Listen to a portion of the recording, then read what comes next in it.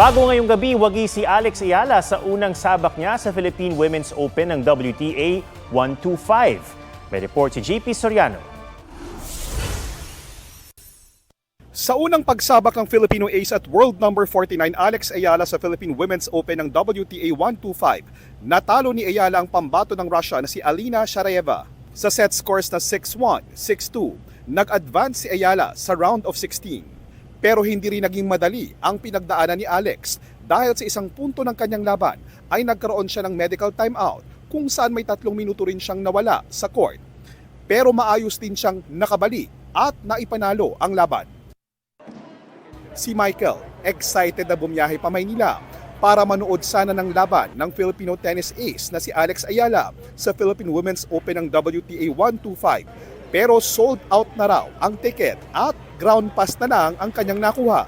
Malungkot lang po kasi actually galing pa po kami Tugigaraw. Tugigaraw pa po kami galing para makapanood po sana.